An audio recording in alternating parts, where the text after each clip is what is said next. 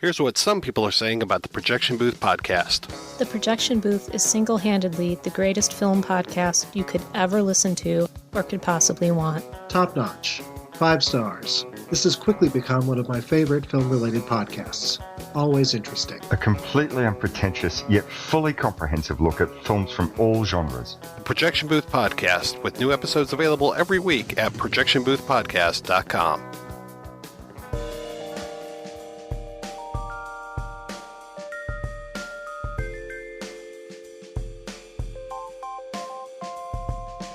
You are listening to the In the Mouth of Dorkness podcast.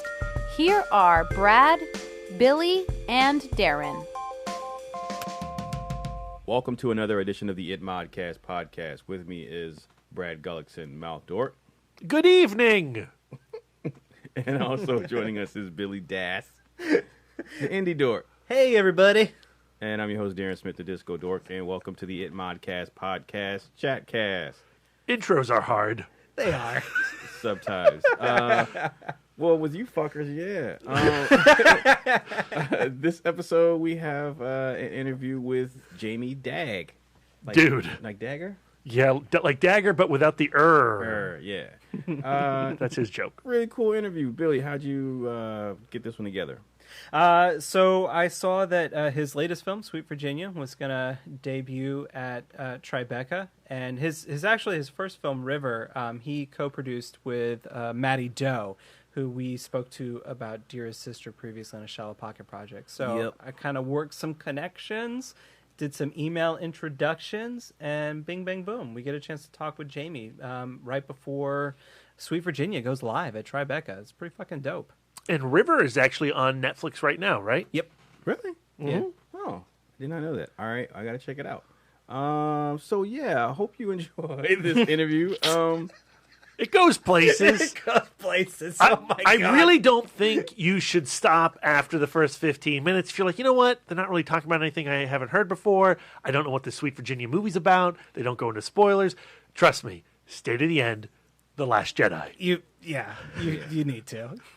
Yeah, I kind of stirred some shit. So yeah, we hope you enjoyed the interview. It's a very fun interview and insightful. Jamie is very generous and gracious with his time and his experience throughout his career. And so give it a listen. I think you'll enjoy it. And here is Jamie Dagg. All right, and we're here with Jamie Dagg, who is going to be going to Tribeca in the Spotlight narrative with Sweet Virginia, starring Imogen Poots and John Bernthal. And then he is also director of River in 2015, which was made in Laos, about a doctor who winds up on the wrong side of the law. But I think that's kind of the theme for both of these movies, is people who end up on the wrong side of the law. Like, one is a rip-roaring pace with River, and kind of Sweet Virginia is a little bit more introspective, I think, than River gets. But they're both kind of criminally-based elements. I dug the movies. I was a big fan of River. I was a big fan of Sweet Virginia. I really love John Bernthal in it. Holy shit, that guy, like... I don't know who's responsible for the casting choice on that one, but man, he crushes in that role. He is amazing. Yeah, he is tremendous. But I guess so the basic thing that I want to find out, and I didn't suss this out from my watch of Sweet Virginia, was where did you guys shoot Sweet Virginia? It's a gorgeous location, but I couldn't kind of pick up on where geographically in the world it's meant to be. Well, it's meant to be in Alaska. But it's never explicitly stated as being Alaska, the town that it is. It's a place called Fairvale, which is a fictional place. The only clue to Alaska would be the yellow license plates that you can barely see at times. And at the very end of the film, you can see like a road sign that says Alaska on it. But other than that, it's not explicitly mentioned. But we shot in a place in British Columbia called Hope, where they shot Rambo, or the First Blood, sorry. Yeah. Nice. Yeah. Actually, there's some locations that we actually used that were also used in First Blood. But it's a beautiful little town that's completely surrounded by mountains. And I guess it's supposed to be, in the Alaskan Panhandle, sort of like southeast Alaska. How did you guys wind up finding a location? I mean, because honestly, like one of the things that stood out to me for River and Sweet Virginia was like genuinely how gorgeous some of the locations were that you found. How did you find the location for Sweet Virginia when you got a hold of the script? Did you know that's where you were going to shoot it, or did you have to do some research and find the right place for it? Well, originally it was set in Virginia, and it was set in the late 70s. And when I first read it, I thought that I spent a lot of time up in, I lived for a while up in Yukon, and I've lived in British Columbia, and I've spent time in Alaska. And Alaska is such a fascinating state. I don't know if you've ever been up there. I have not been to Alaska. It is definitely a place I'd like to go and see. It looks beautiful. It's just rugged and it's beautiful, and it attracts all sorts of interesting people from all over the world, because it's sort of like the furthest place you can go in North America. Like I don't know exactly what the population is, but it's just so wide. It's sort of hard to explain in words. You really need to see it. And I thought that I thought Alaska better served these characters than a place like Virginia. Although we still have John Bernthal's character, Sam. He's still originally from Virginia. Mm-hmm. But so it wasn't, it was something that took a while to convince the writers and producers, because they were pretty, set in having it set in, they really wanted to set in Virginia.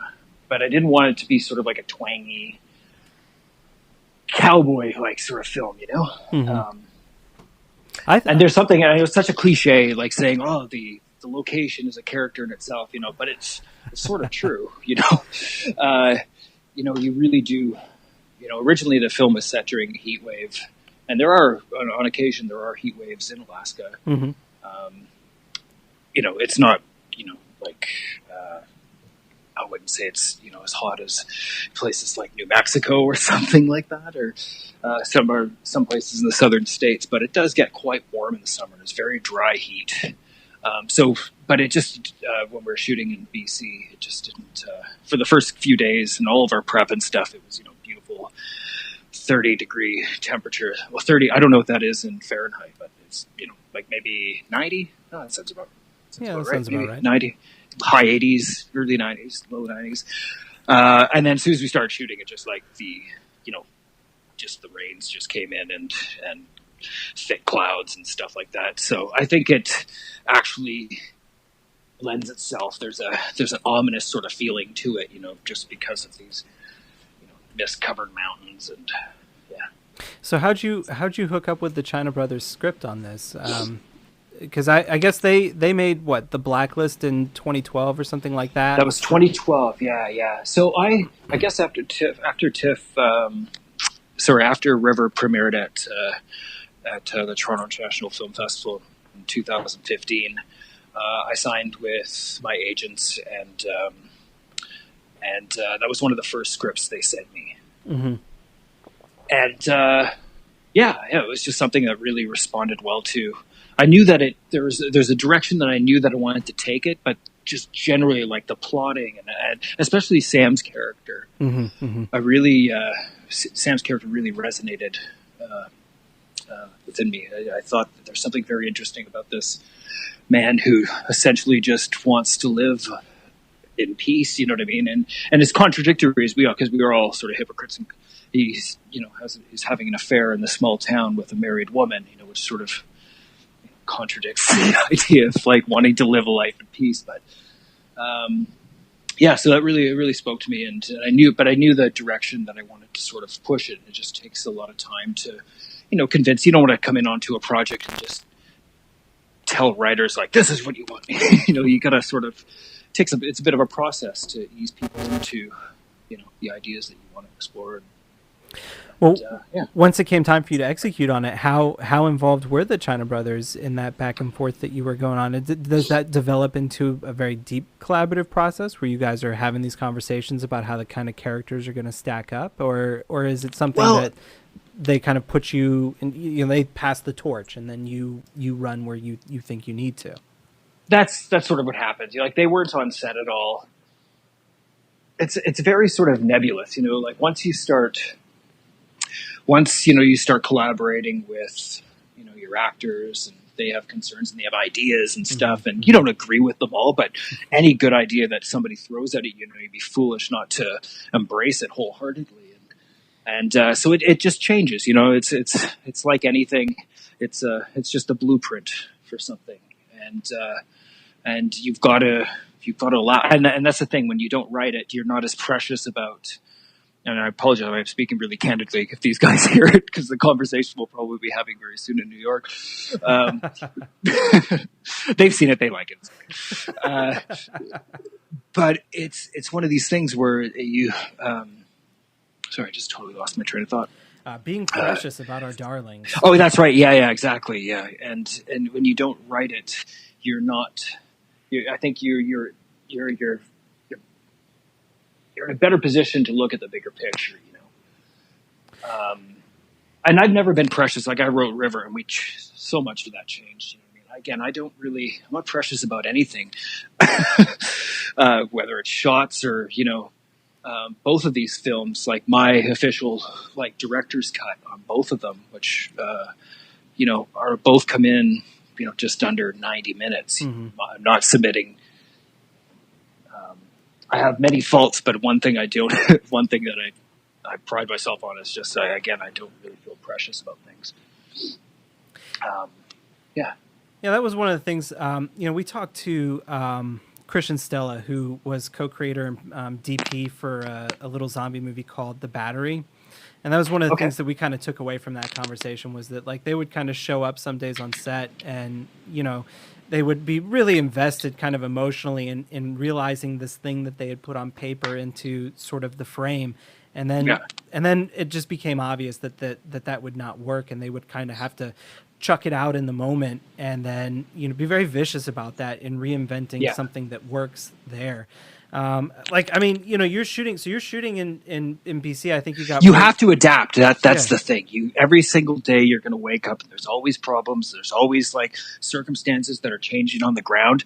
And if you're fighting that constant battle of rigidly adhering to everything that was written on the page, you're just going to lose, especially unless you've got, a lot more money than we had to throw at it. You just have to adapt. You have to be fluid. And it's that's one of the, if I wanted to do everything myself, one of the things I love about making films is collaborating, whether it's with your actors, your director of photography, or your editor, whoever.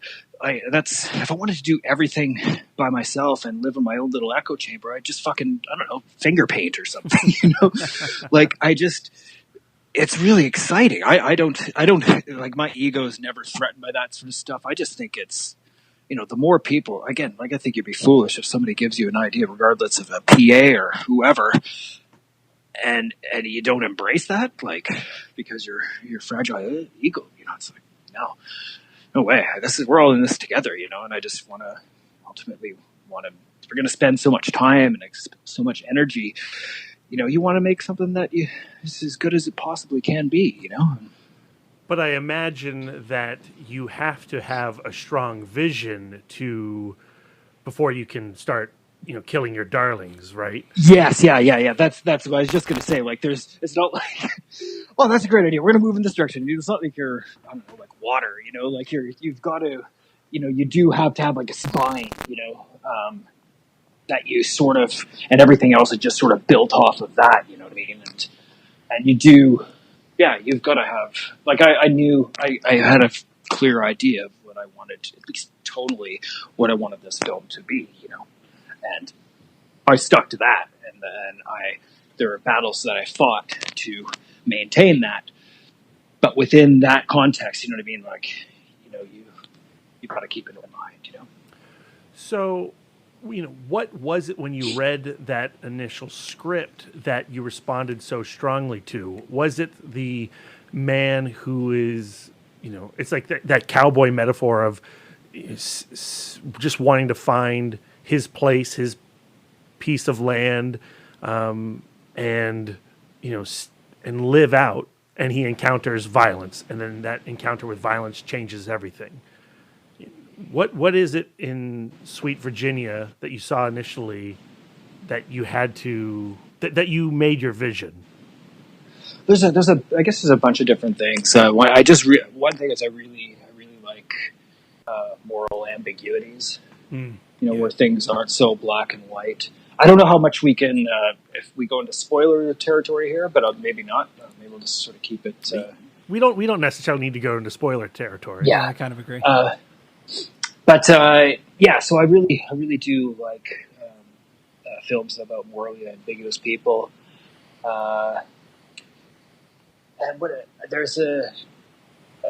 I'm also like, having grown up, this takes place in a small community, and I spent, I was born at a place in northern Canada called Timmins, which is just this little mining town, about 500 miles north of Toronto. It's cold. It's like fucking Hoth in the winter. Or it used to be like Hoth in the winter. Now it's like Tatooine. Subtropical. Global warming, yeah. But I've always, I'm interested in how, you have this sort of lack of anonymity in small communities, and how that, changes how people relate to one another.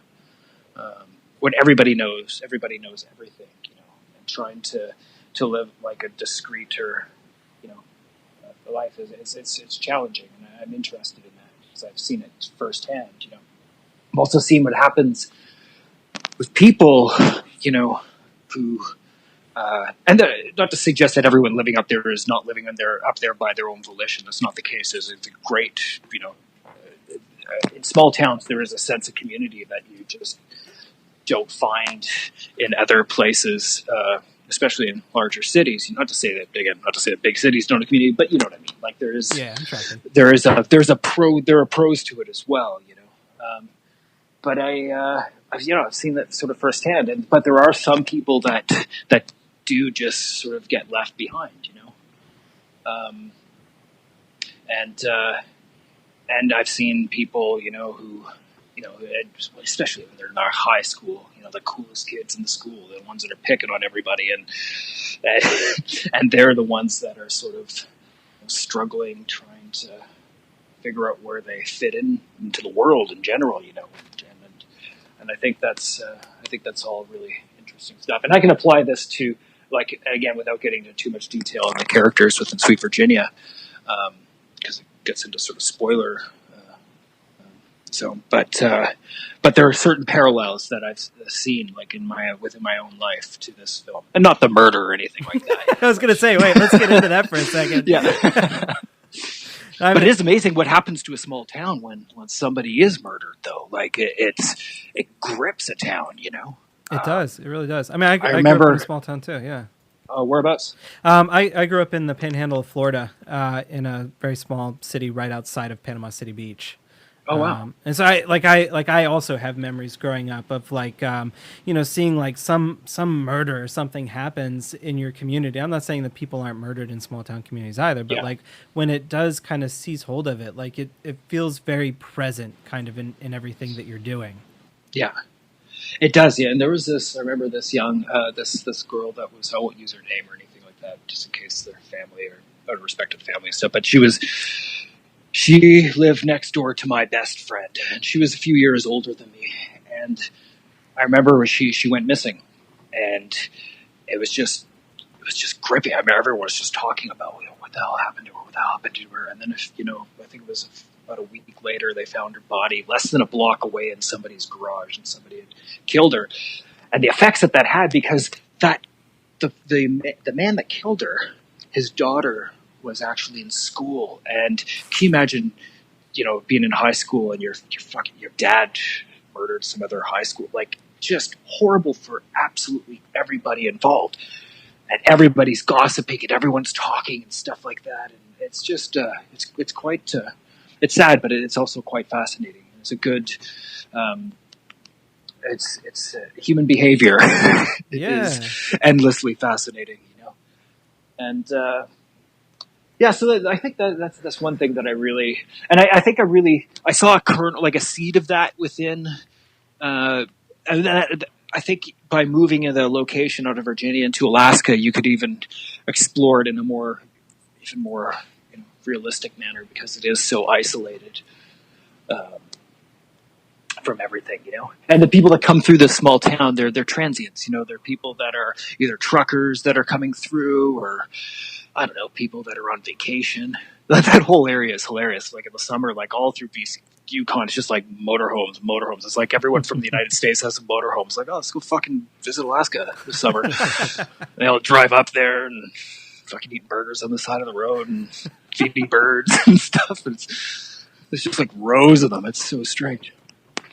I actually that's kind of how I responded to Sweet Virginia when I was watching it, because it's like it does have that small town vibe, and it's operating in this world where you feel like everybody knows everybody's name, and that's sort of the atmosphere that you get plopped down in that, the movie opens with a really mean, gruesome act of violence. Yeah. And then kind of everything is fallout from there. But I love when you get a chance to explore sort of like where everybody feels like they know what's going on, but then as you sort of go through the movie, you realize how many secrets are actually kind of being kept, and whether or not people realize what the secrets are. Like, because there was one moment in the movie, again, and I don't want to spoil anything either, but there's a moment where one of the characters realized that their station in life is not at all what they thought it was, and just like the shock that is on their face, and the realization that even in these small towns where you feel like everybody knows everything,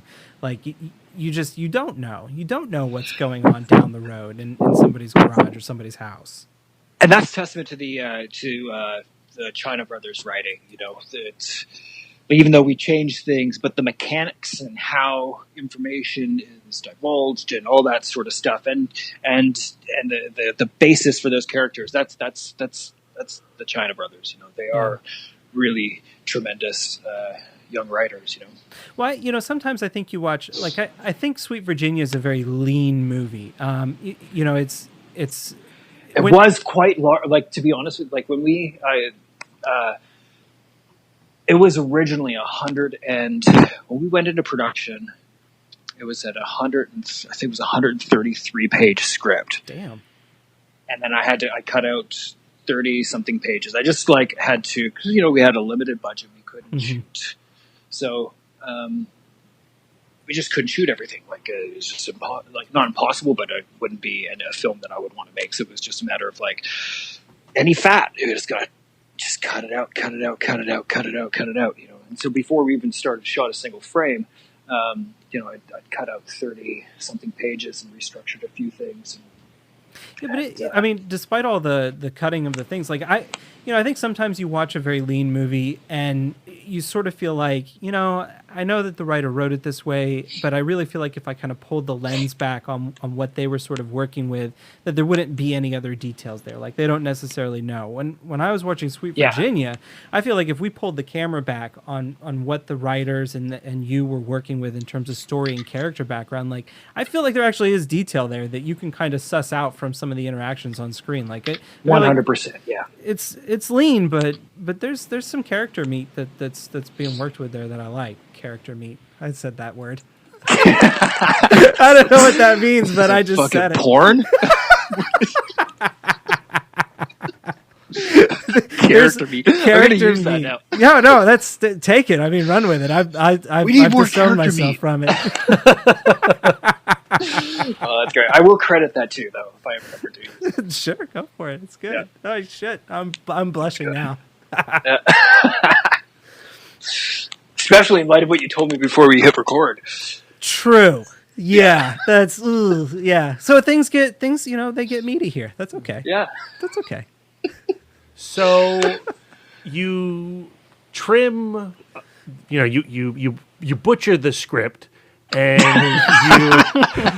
you have you been speaking to the writers? Yes, the China brothers and I have been in cahoots, and we have some stuff we need to talk to you about. So you chop up the screenplay, you shorten it, you make it lean. When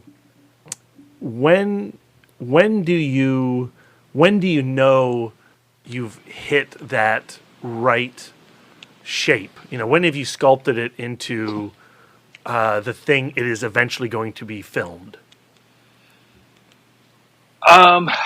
I guess a good part of that is like, well, when I'm editing, like I've got a good idea when we're shooting, and I don't know. It was quite easy to look at it objectively because there were just certain scenes that were really well written scenes, but it wasn't pushing it forwards. You know what I mean? So in its absent, nobody would ever notice. Like that.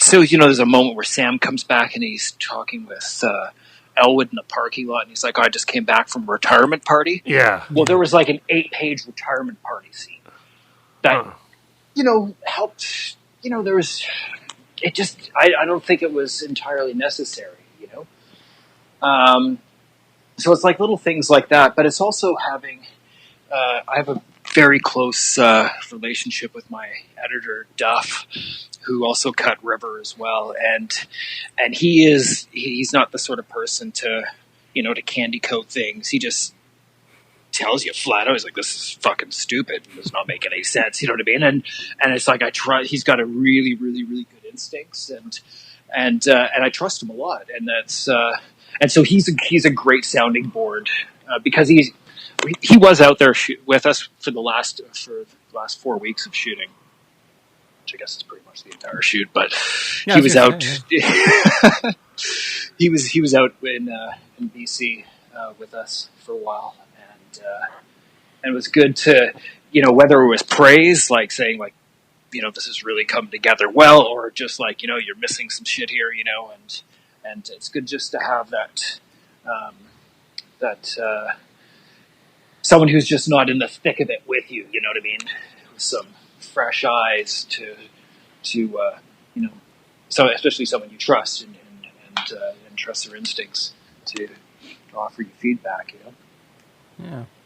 What was set life like in the BC? I mean, if you guys are out there for 4 weeks and you're kind of doing this movie where they're very close kind of personal relational dynamics at play here. What do you guys are you guys a set family now, or does everybody go their own way at the end of a shooting day back to their hotel rooms or trailers or whatever? Well, this is the first,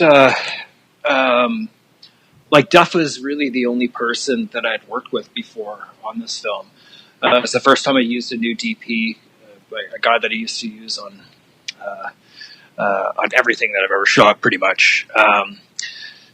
We didn't work together on this, and so I was using a new director of photography. This woman, Jessica Lee Gagne, who is, I think she's really great. She's tremendous. Well, the movie looked like fucking gorgeous, dude. Like, so her work was aces on this for real. Yeah, she's. I think, it was one of the most enjoyable experiences I've ever had working with a director of photography. She's just great and just calm and like, cause I get. Like, I get a bit, I don't know, I just get worked up at times, and she's, it's just, but that kept me like balanced, you know what I mean? And manageable. And it was just great to have that sort of presence. And she's extremely confident. She's got a great eye. And we just didn't, just because my former DP, or like, not my former principal, we'll probably work together again, but he's one of my closest friends. But when we work, we fight a lot. You know what I mean? Because that's you drop those sort of professional courtesies when you're working with someone who you've known for 20 something years or 15 years or whatever it is, 16 years, and it was just nice to not have that sort of confrontation on this one.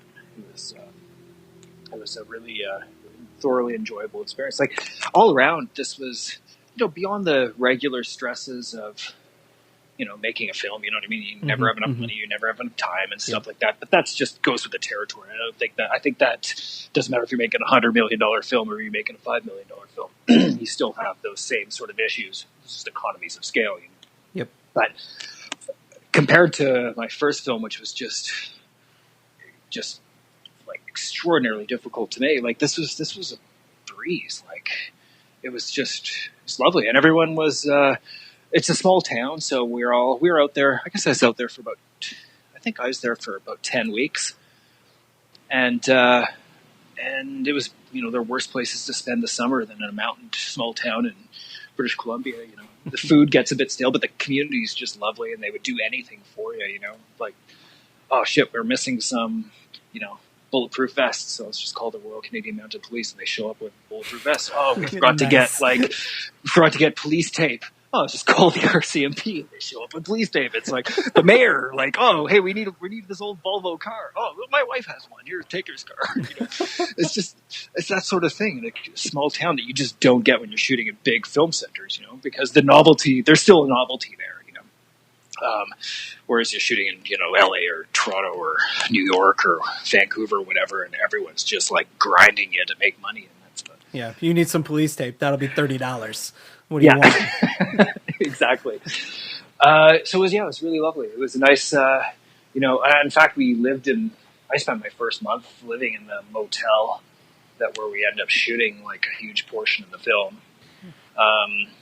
It was just, and I honestly, like every single person that worked on this, the whole BC crew, the whole group of people are just a lovely bunch of people. Like, it's just, I can't have no complaints about anybody out there, really. Yeah, it was fun.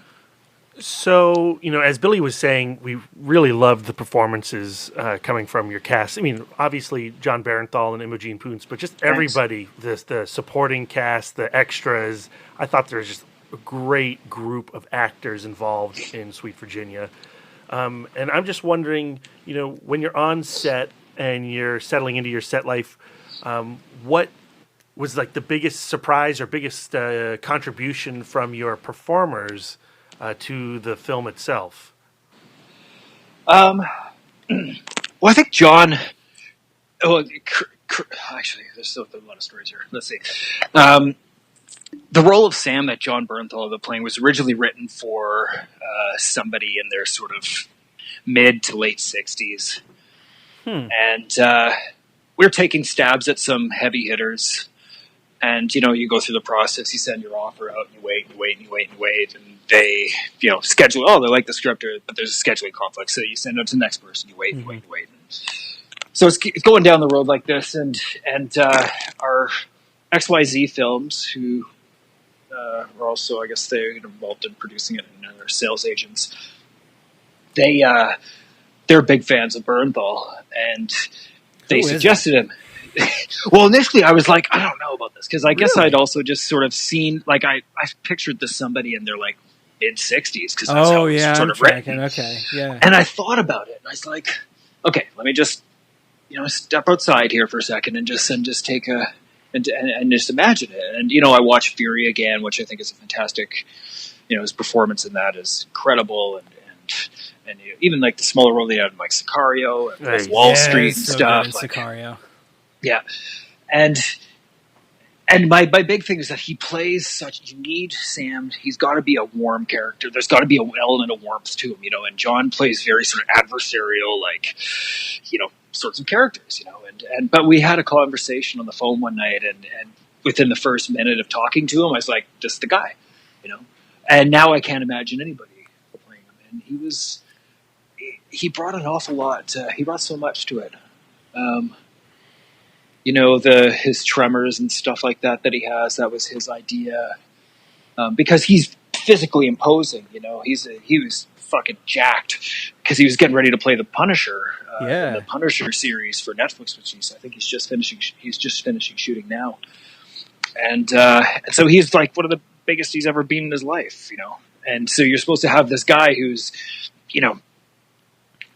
he's got to be vulnerable, and it's hard to do that when you've got biceps 3 times the size of my neck. Yeah. There's photographs of us standing outside like his hotel room, I guess the motel, where it's like, and I've got a shirt. He's got no shirt on and his arms crossed. He's got this great big beard. He's got these tight jeans on, and I'm standing there. It's like, looks like we're making like a gay porn or something.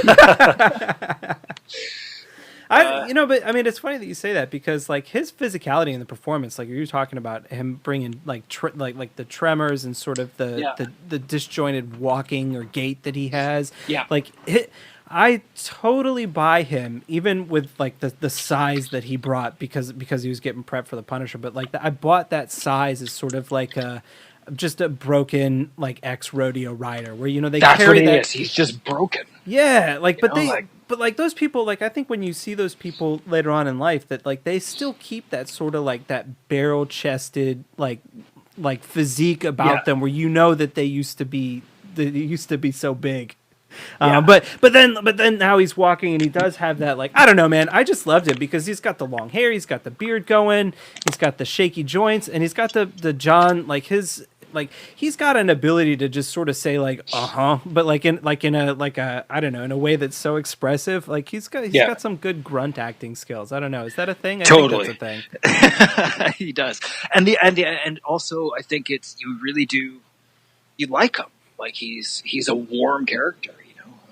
I think that's why he's so good when he plays sees his villainy vulnerability. roles. Yeah, but he like his. I think when he's playing the nastier roles that he plays, he still gets like he can do that because he understands the more vulnerable side. So I think it's cool that you get a chance to flip that coin and see the other side of that performance that feeds into it. And then another Chris Abbott, who plays Elwood, and originally that character was, he was a very sort of smooth talking, cowboy, like that, wore cowboy boots and drove a Mustang and stuff like that. And that wasn't, I didn't want that character, And one of the first conversations Chris and I had was the idea of like, psychopaths and how they adapt. They change with everybody that they're with, you know what I mean? And he, and you can notice it throughout the film. It's like he's so subtly different with every single character, every single person he interacts with. He sort of adapts to them, you know what I mean? And that to me is, and he's awkward. He's like that fucking guy in school that listened to like Insane Clown Posse or something like that, He's not a full-on fucking juggalo or something like that, but he's like... That's like the opposite. Toronto's having their first juggalo convention. I can't believe it. It's so funny. But his... Have you seen that? I think it's Vice that had this like article on why they should send juggalos to go fight ISIS. When we're done here, I'll send you this article. Yeah, I'm writing a note down about that right now. I'd watch that pay-per-view. Anyways, sorry I digress here, but his performance is incredibly upsetting in the movie. He definitely shifts depending on who he's talking to, but in every interaction, there's this underlining threat that I found really squidgy to watch. Like it really made me uncomfortable, and I loved it. Yeah, that's great. Yeah, that's really. I'm sure he'll appreciate the compliment. I love hearing that. That's because that's what we wanted, And he is. He's quite. I think it's. I think he plays a great villain. Yeah. And the thing is, you just never know what's real. You never know what's coming out of his mouth. I wrote this whole like backstory for him and how he wound it. Like, I want to do an Elwood. I'd love to do an Elwood film, like his anyways, his spin-off film. Yeah, I don't think that's ever going to happen, but I do. I think about that, like, because the story that I wrote about how he made his way up there and his history and stuff like that. Hey, the original shared universe was Elmore Leonard. Yeah. Is it really? Yeah, I mean, all his characters would filter in and out of his stories, like Wolverine and Captain America, except they were real bad, terrible douchebags. Yeah. I've only. Oh no, I'm sorry. I'm thinking of James Ellroy. Well, I always get the two confused. And James Ellroy does that also, but his characters are even more disgusting. Oh, I know. I'm a big fan of Ellroy. Yeah, same. I can't believe nobody has ever made. I'm sure somebody's tried to or something, but I like that whole American tabloid. Oh my god, Cold 6000 and Blood Rover. How is that not? How is American Tabloid not a fucking limited run series or something? Like that would be amazing. Story is killer because it would drive all its audience members to suicide. That's all right. That's the right answer. We got to control this population. There's 7 billion people on the planet. We can afford to lose a few. Oh God, that sounds so Malthusian, but Anyways, I don't even know what we're talking about. Neither do I. But getting back to bringing this to Tribeca, I mean, you're just gearing up to introduce Sweet Virginia to the world. And I got to imagine that is stressful as hell. You know what? I'm glad we're not waiting till like TIFF in the fall or something. Like, I'm glad that it's just going out. Because we just finished. I just finished I saw the DCP, I guess, I don't know, a week and a half ago. Mm-hmm. And so, we finished shooting this, I guess, 25th of September was our last day shooting. So it's been a pretty quick turnaround. Mm-hmm. And I like that. It gives you it's hard to sort of move on from a project until it's out there, So I'm really excited. I'm not, there's always always worried about what critics think and stuff like that. And critics, I think, tend to hold more power than they should, And I don't mean that with not like in no disrespect to you guys. This is like this is a totally enjoyable conversation. It's fucking Friday night, man. 7 o'clock. We're having a good conversation. I love it. I totally agree. Rotten Tomatoes is the death of cinema. Yeah. But so that gives me a bit of anxiety, you know what I mean? But I know at the end of the day, I don't really give a fuck. I'm proud of the work that we did on it, and it's not I'm excited for people to see it. And some people are going to like it, and some people aren't, and that's just I'm fine with that, Well, what about that first cut that you put together? I mean, what's the experience of finally assembling the film, and when do you know to back away, that you're done? Well, you go through that process and you're watching it, twice a day, and you just keep it on. Once you find the shape of it, mm-hmm. the sort of broad strokes. Once you've determined this is the shape, and with this one, like with River, it was a pretty, it's pretty linear, Yeah. With this one, there's with an ensemble cast, there were some options to sort of shuffle things around. But once we tried a whole bunch of different things, and once we decided on this shape, and it's just going through and fine tuning it, and it got to a point where honestly, like our producers are like, maybe you should take some more time and think about it, and if there's anything you want to try, and it's just we got to the point we'd spend a lot of time with it. It's like, no, I think we're done. Like, I think this is it. Like, I'm happy with where it's at right now, and I don't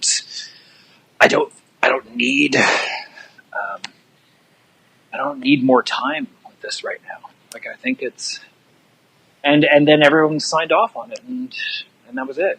It's one of these situations. Like, obviously, I'm not at that stage of my career where I have final cut, but when you find yourself working with, great producers like, Brian Kavanaugh Jones and Ryan Cahill, who I dealt with, every single day over the past year on this, there's not a single frame in that film that is there. Like, there's not a single frame in that film that I feel like I'm missing or anything. Like, I got the film that I wanted to make, and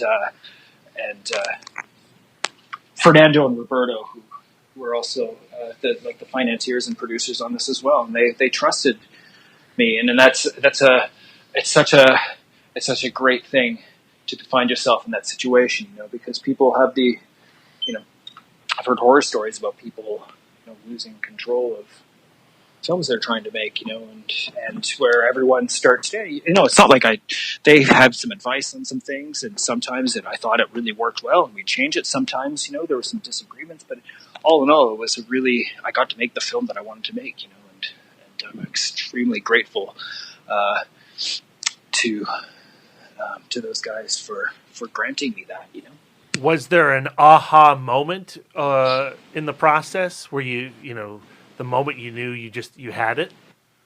There were a couple things that, and again, because you're so close to it, and I've been sitting with this script for more than a year now, which I guess isn't really that, there's some people that it takes a lot longer than that to get stuff off the ground, but it's still, it's a considerable amount of time, and it was a couple of little things that, and it's hard to sort of go into specifically without just going into really important details, but that Duff, my editor, just ways that you could structure things a little bit differently. And it's just like, oh my God, you're fucking brilliant. Like, that's such a great idea. You know what I mean? It's like, oh, I love you so much. And I'm so glad that you're working on this and you've saved this scene. And there were a couple little moments like that, which I'm sure everybody has. But it is when you actually see that, it's really gratifying. So okay, so you make it and you feel good about what's going on with it, and you put it out there into the film festival world. And Tribeca says, "Yeah, all right, you're going to be in the spotlight narrative for Sweet Virginia." Do you find does that feel validating in a way? Like internally, you made the movie you wanted to make, but then somebody sees it and they say, "Yeah, we see some value in this, and we want to show it to the world in our film festival." Does that mean something to you like that? Yeah, absolutely. Like I haven't. This is the first time I've been to Tribeca, and. I know. At the end of the day, I've got a film that's premiering at a film festival in New York, so I feel, that's pretty fucking cool, that. right? That's cool. Yeah, I like. It's a smaller festival than something like TIFF, but I also think, it would be easy for a film like this to get lost at TIFF. Yeah, it's not like I have it's not like I'm a household name or anything like that. John and John's got some weight behind his name and stuff, but it's still, it's nice to do something. It's also a good way to gauge, TIFF Toronto's my hometown, and yeah. It's hard to sort of truly gauge, based on the reception at especially because it's half the people there are your friends. Yeah. You know what I mean? Like, so like if everyone's just like sort of walking out after 65 minutes or something like that, then I'll know that it's like, oh, this is probably not working well. Whereas in Toronto, they'd be forced to sit through it or, face my wrath. Did River premiere at TIFF? Did you say that? That's where River? That's right. Yeah. Nice. Okay. Our U.S. premiere was at Fantastic Fest.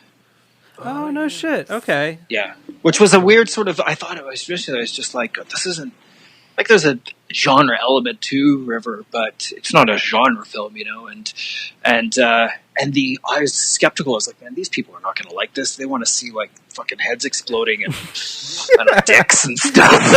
Heads exploding and dicks. All right, yeah, I'm into it. Character meat. They want to see character meat everywhere. That's not going away. But actually, the reception was really, there were small screenings, but it was really, really well received there. And so it's like, I don't know. And Fantastic Fest is also one of the most funnest film festivals I've ever been to. Darren is nodding his head so hard right now. He's been to Fantastic Fest a couple times. I think Brad's going this year. Darren's going back this year. I haven't been yet. I'm very sad about that. The boxing matches are just the boxing debates. I just like the idea that people fight each other over debates in movies, and it's all friendly. It's like, and stuff. We're gonna talk about something here, and we're gonna argue, point counterpoint, blah blah blah blah. Now, fucking, let's fight. While everyone's just swilling and spitting beer from the fucking crowd. It's healthier than a Twitter battle. It is, yeah, absolutely. It's Tim League and the Alamo Drafthouse cinemas are, I think, the best movie theaters in the world. Yeah, we will not argue. You're right about that. Yeah. Canada can use an Alamo Drafthouse. I'm sure it'll happen eventually. They're taking over. So. Yeah, we're getting we're in the DC area. We've got 2 now, and I think they're opening up 2 more within the next 2 years. I mean, it's amazing. This was such a good thing going on. Like the quality of their equipment in there and everything, just how comfortable it is, and just like that space, the aisle between the seats, so you don't have to fucking step over people. Exactly. The food, the drinks, and the films they program. It sounds like I'm doing a fucking infomercial for Alamo Draft House right now. But It's all right. yeah, I love it. Darren, you got anything you want to get into? Yes. Oh, that sounds serious. Yeah, I'm the person who judges on the podcast. That's why I'm quiet the whole time. I like to know what size TV do you have, first of all? I'm looking at it's a 42-inch. Damn it! I got. Never mind. It's gonna make some character meat joke. Do it. But you got to do it now. That's low hanging fruit. Hey, yeah! All right. My next question is: so, with your schedule, you're working on films and other projects. Do you have a lot of or any free time to indulge in movies? And if so, what was the most recent film, whether it be old or a new release, that you've recently seen that you can't stop thinking about, or you can't wait to talk to someone else about it? I really liked Hell or High Water. Yes. What else? I've rewatched Baraka recently, which doesn't sound like fucking anything that I would watch based on the films that I make, but I really love Baraka. Yeah. You ever seen that? I have. Did you watch it? That's one of like the first discs that came out in like 4K, right? Well, yeah. So what they did was they did an 8K scan. Yeah. I've had the Blu-ray, but they did an 8K scan and then down-res that to like 1080. But because you're dealing with so much information to begin with, it's arguably, I guess, at the time anyway, they say it's one of the best authored, Blu-rays, and it's really fascinating. It's a fantastic film.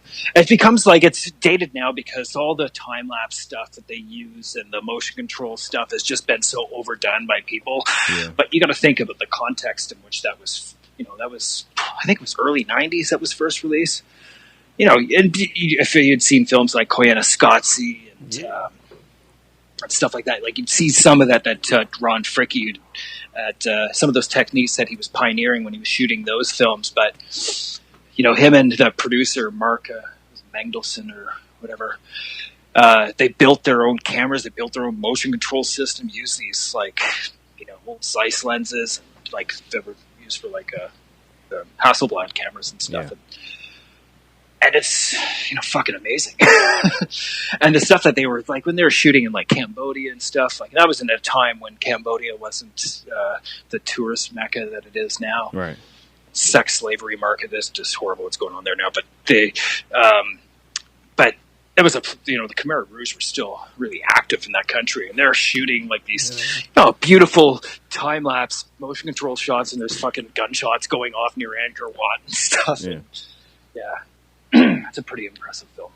All right, and last question: what do you think about the new Star Wars trailer? I just watched it today, and I don't want to sound like I really like Rian Johnson. Yeah, but it's just it feels like another Star Wars trailer. It's become so saturated, and it's like I just saw Rogue One like I don't know a few months ago, and it's like another one. Like there's not that anticipation leading up to it, and I'm sure it's going to be tremendous, but it's now because it's just so frequent. It's like less of a novelty and just like, oh, hey, there's ships now and there's a different world and there's lightsabers and it's like we're only 3 films in. I know. I guess I don't know. I love that world. I obviously grew up with it. But I feel like it's. I don't know. I could be completely fucking wrong. Maybe, and I was also. It's going to be weird. What do you guys think? It's going to be weird when every year for the rest of our lives, when I'm now 80 years old and we're on episode 99,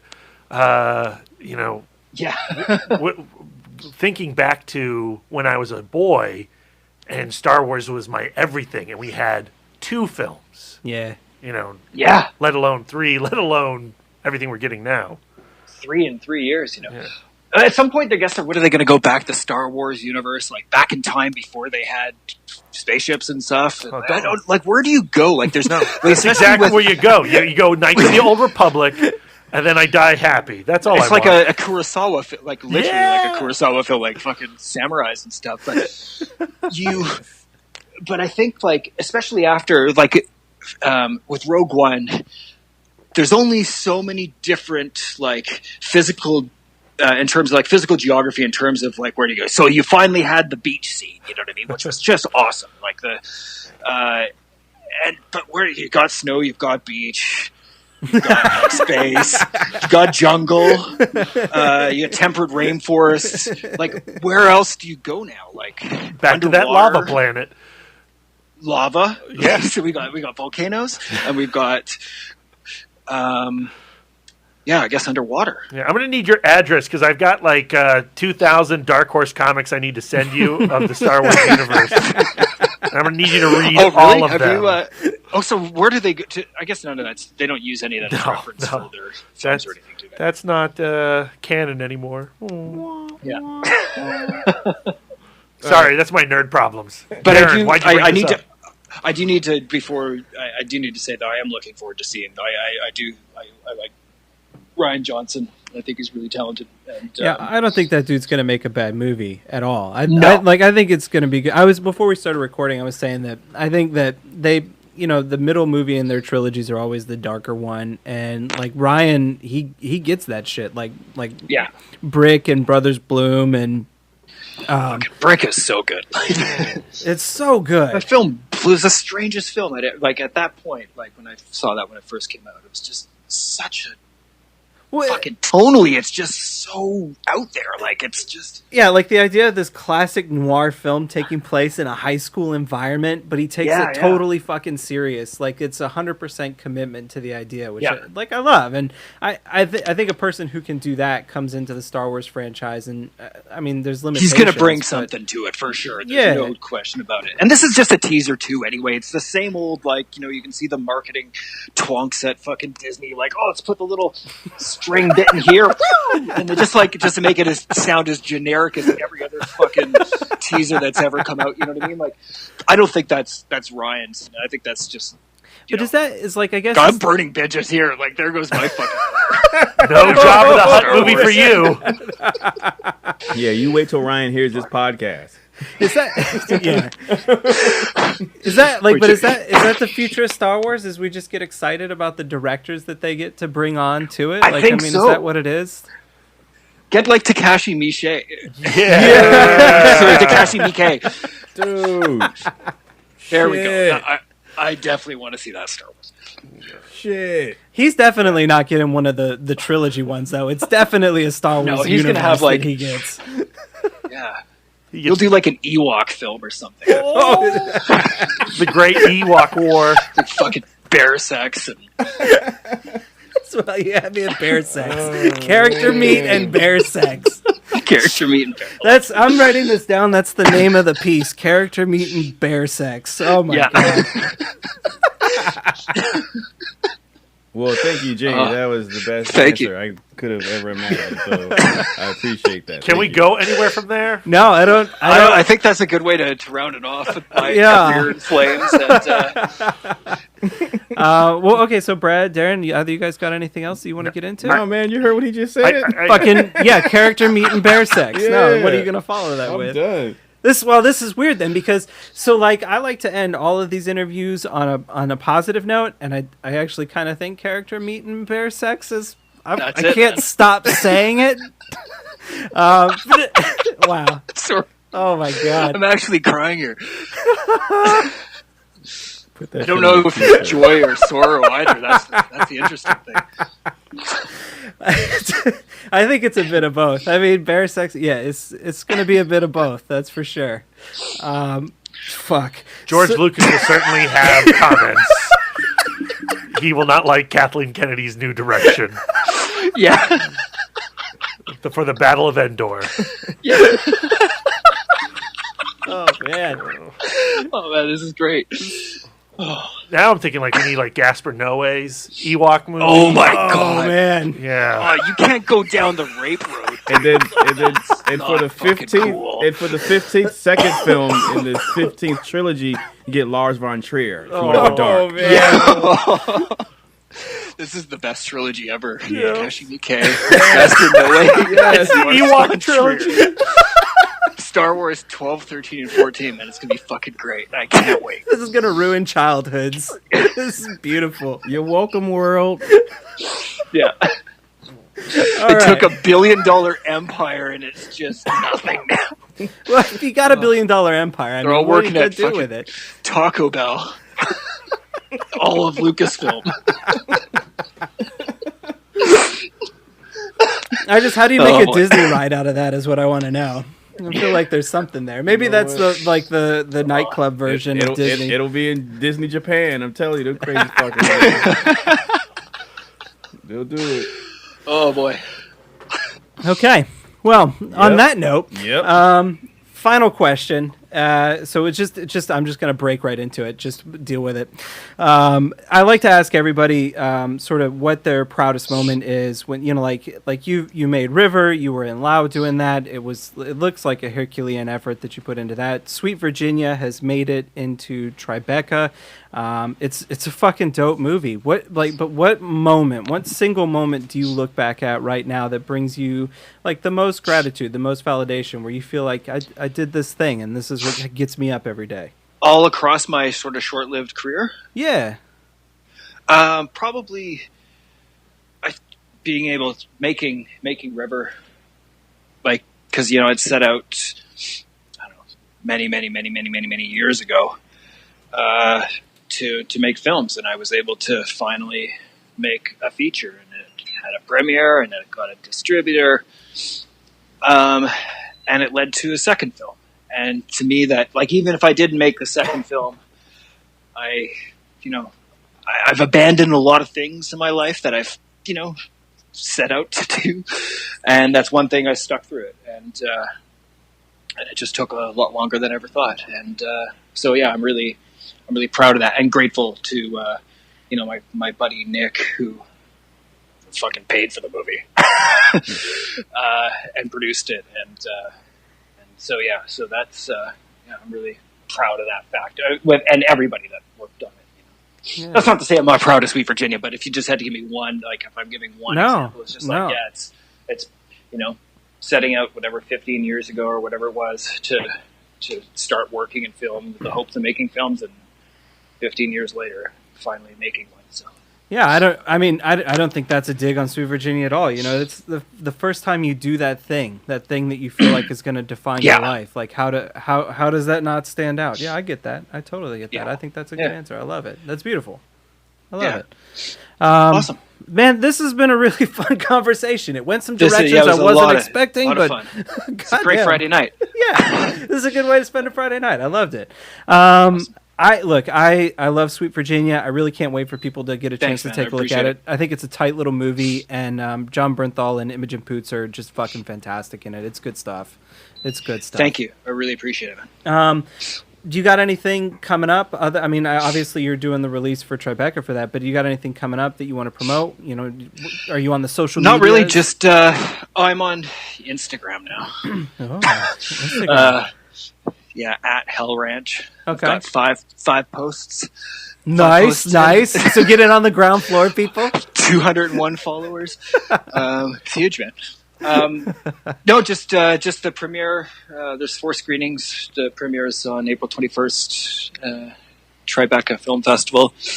And just trying to figure out what I'm doing next. All right. Well, cool, man. Thank you very much for your time today. We had a lot of fun talking. Thank you. It was my pleasure. This is great. Thanks. All right. Have a beautiful night. We'll talk to you guys soon. And there you have it, folks. Jamie Dagg. How about that? I'm telling you, Gaspar Noé's Endor movie, Red Rocket. Yeah, be on the lookout for that, kids. Oh man, I wonder what the trailers for those are going to be like. Man. Red Band. Yeah. But yeah, so thank you, Billy, for putting that together, and again, thank you, Jamie, for hanging out with us at the Dork Cave. Again, like we said, you're always welcome back. What else we got coming up?